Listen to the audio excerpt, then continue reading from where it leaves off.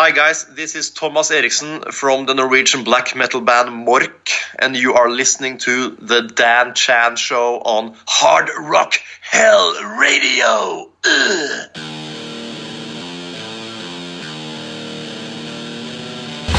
Thomas from York, how are you? I'm doing fine, Dan. Thank you. I'm just hanging in there, waiting for this whole craziness to end.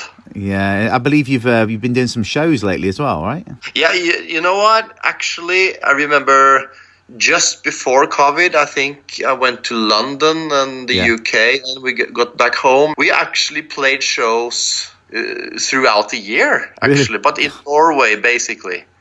So Norway handled it differently, or is it just was it crowds? Was it minimum crowds? Yeah, to begin with, it was like we did a couple of streaming concerts with only a camera crew, if you know what I mean. Yeah. We also did some. Let's see. After this, we did some shows for attendance too, but it has been with restrictions, So maximum 50 people, and if it was a bigger venue, it was maximum 200. Right. So Norway has actually been quite lucky in this or stupid. I don't know how you want to turn it, but I think Scandinavia's taken a different approach as well, haven't they? Especially with your neighbours, Sweden. Yeah, and you need to. The thing is that Norwegians are kind of misanthropes anyhow, So it's normal to us to just keep some distance to the neighbours. Yeah. It's a Norwegian thing. So you've just released your EP Pesta, which means plague in English, I believe, and which is a current nod to the current pandemic, I assume. Is it? It's basically originally it was supposed to be a tribute to the Norwegian artist Theodor Kittelsen. Yeah, I was going to ask about that in a bit. Yeah, but the thing is, I kind of visited his homestead and home area this summer, So I found out that a couple of his famous drawings is actually based upon true locations that you actually can visit, but it's in private ownership. Right. So I actually got in there and got to have a photo shoot and stuff, which meant a lot to me, I did see that. And I was going to ask you, one of the questions I've got later down the line, but I'll ask it now since we're talking about how important is his art to the scene? You know what? I can only answer for myself, but I've seen. I think I got to know the artist before I got to know black metal, if I think about it. But Bursum and stuff like that, you can bleep out the name if you want. No. He's been using his art in the past, and it's truly a magical thing, because it's so eerie. Yeah, I know. I love it. I can get lost in those pictures, I never grow tired. I'm actually staring at a couple of them now. I got them on my wall here. I got the Pesta Trappa picture, which I copied, and I got the Fardaman, which is the skeleton lying in the road. On the road with the blackbirds above the ravens. Yeah, correct, my friend. Correct. Love it. I never grow tired of those. No, same. Obviously, you've covered Bursum's Velen on the release as well. What's the inspiration behind that? Let's put it like this. This is actually my second cover of the same track. Yeah, I thought it was. You did it a few years ago, didn't you? Was it 2013 or something? Yeah, even 12, I think. Was it? Yeah. Yeah, but it was included on a reissue of my debut album. That piece will released as a bonus thing, and that is like a full-on hard rock cover or black metal cover of the electric cover of the thing. The entire 9 minutes of it. The new cover, the new version is actually a acoustic thing. It's can I say beautiful? Is that allowed? The thing is, you know what? I'm kind of an anarchist when it comes to my music, so I only abide by my own rules. That's the way you should do. And to me, darkness to me is in very many different shades. Color, not colors, but tones, shades of gray and black. And it can be pretty, it can be melancholic, it can be aggressive. And but this thing just, I don't know, that track kind of has been asking for a cover like that, in my opinion, because I don't know, his melodies are just beautiful, and especially the chorus on that song, Yeah, I agree. Proud of it. How do you go about making a black metal record? Are there certain go-to sounds and equipment to give it that unpolished effect? No, you know what? I'm not that big into technicality, so I basically use what I have, you know. Yeah. And but there's one thing that I kind of strive for, and that is not having it sounding, like overproduced. Yeah, that's important. Because I find the most atmosphere and magic in a bit more necro way of doing things. Yeah, and I understand you write everything yourself. When you write, do you draw on inspiration from your surroundings or the grim northern reaches like folklore, etc.? Thomas's art, etc. I guess because I grew up here, some of that is like stuck inside me forever. I guess because when I write songs, I just pull it out of something inside me. I can't really tell you where it's from or not. Yeah, and you're a one-man project, but obviously you need a band to play live. We just discussed the live shows. Are those guys consistent with you, or is it a revolving door of who's available? No, you know what? I focus on maintaining a steady lineup, but due to our drummer, I don't know. I guess it's the same all over the world. That if a drummer is good, then most bands want to use him. Yeah. So when my drummer has been busy, I have been lucky to have other drummers to ask to fill in, That's good. What's it like writing on your own? Is that what you prefer? You don't like writing with other people? No, you know what? All my life, I have been writing and creating on my own. I guess it's, I'm an only child. Mm. And to me, black metal is a really solitary thing. Yeah, I agree with that. I don't want to share the fun. You know what I mean? It's all yours. So you play all the instruments, right, on the record? Yeah, for sure. As a talent. So you're signed to the legendary Peaceville Records. That must be the pinnacle for a black metal band. How did that come about? How was that? That's some years ago. Let's see. That happened in 2017, I think. Yeah. What happened is that my father actually passed away in 2017, and at that time I was, dealing with labels, not underground ones. For the first time, I was dealing with bigger labels, and I remember just making a decision that I want to go for Peaceville this time, Luckily, they obliged, and I have friends in bands who are signed at Peaceville. I know the Dark Throne guys. Yeah.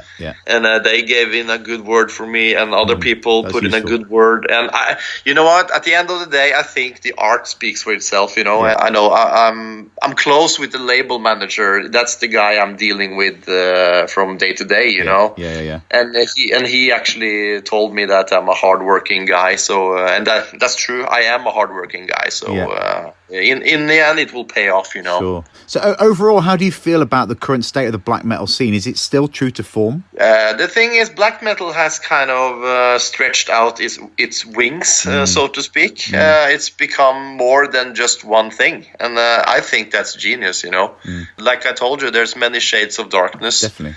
I approve the most overproduced stuff, like Dimmu Borgir. That's their own thing, and I also approve the necro underground stuff. And the ambient scene as well, the ambient black metal as well. Yeah, sure. I have to be honest with you. I do not check out that many bands or new music. I'm a kind of a old dog that chooses old records and stuff like that. Yeah. But black metal will be around forever. And without this question sounding too stupid, so please shout me down if you think so, right? In your eyes, what makes true Norwegian black metal? Can a band make true Norwegian black metal outside of Norway, or do you think it's protected by the country of origin? You know what? I am born here. Yeah. I grew up in Norway. My blood is Norwegian. My father is Norwegian, and all my lyrics are in Norwegian. Yeah. You have to be like me, I'm sorry to say. Yeah, I agree, and to me that is true Norwegian black metal. I'm thinking of if a band from Newcastle said I'm playing true Norwegian black metal, are you really? Nah. You can be inspired by Norwegian black metal, but you are playing true British black metal, I suppose. That's true. You know what I mean?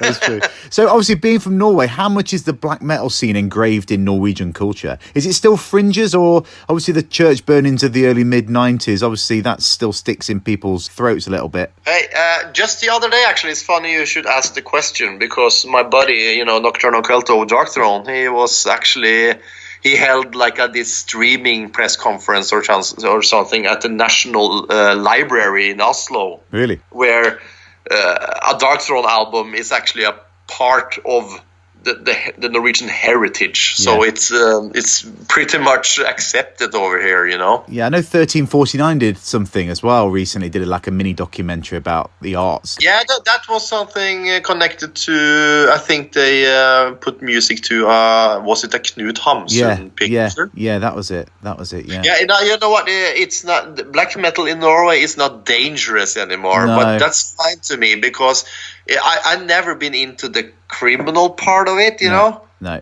it's the music and atmosphere that speaks to me, you know. And to most people, I mean, have you seen the film Lords of Chaos? I mean, I think the book was great, but the film not so much.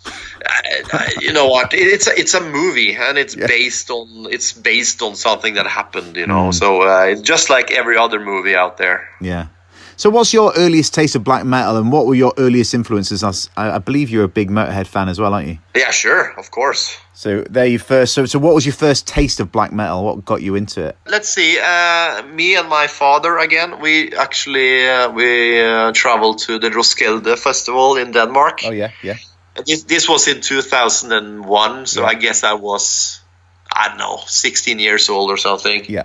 I'm born in 84, you know. Yeah. And I remember seeing Mayhem live down there, and that just blew my head off, you know. I never heard anything that extreme. Yeah. So after the fact, I went home and I started researching what this was, you know, and I came across Burzum and stuff like that, and the seed was kind of sown in me, you know.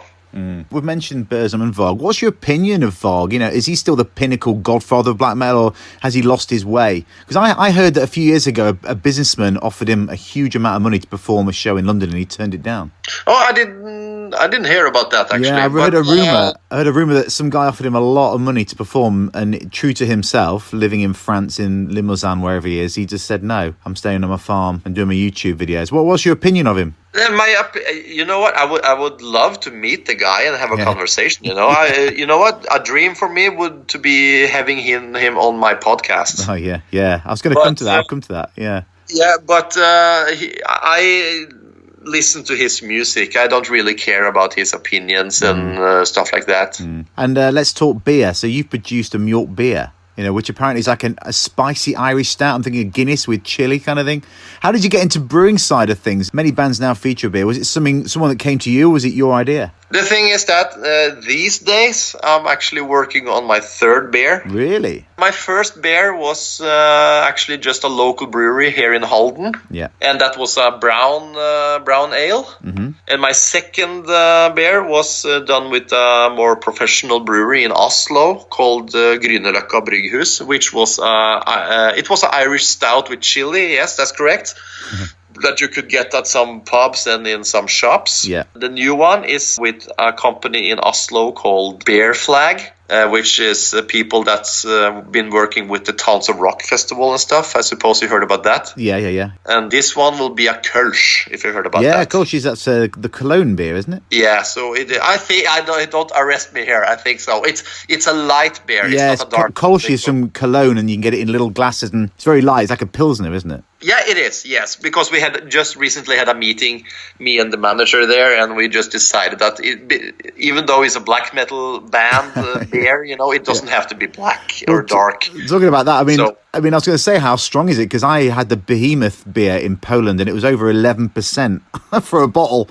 And it's oh, man. No. I think, you know, to my personal taste, if it's too strong, then it doesn't taste good anymore, you know? I know what you mean. So going back to your podcast, you know, you've got the Thomas Eriksen podcast. What inspired you to get into that? Because you're interviewing a lot of friends and big hitters from the scene as well. Yeah, sure. You know, Norway is a small place, and I know most of the guys. Luckily, most of them answer the phone when I'm calling. You know what? The podcast was something I decided to do the first and same weekend that Norway went into the first lockdown, right? Which was in, March or something? Yeah, March, yeah.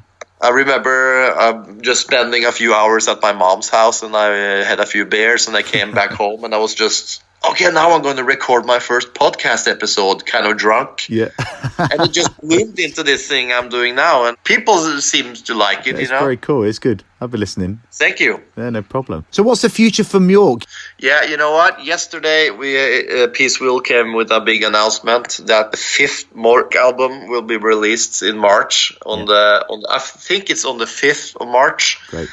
And the album is called Katedral, which translates to the cathedral. Yeah. And there will be several singles from that coming up the days up to the album release. Awesome. And we also will have a release concert in Oslo at the classic Rockefeller venue, which is like a kind of big venue I've heard Oslo. of it. Yeah. So we have a thing there. If it's with Corona restrictions or not, time will tell. Yeah.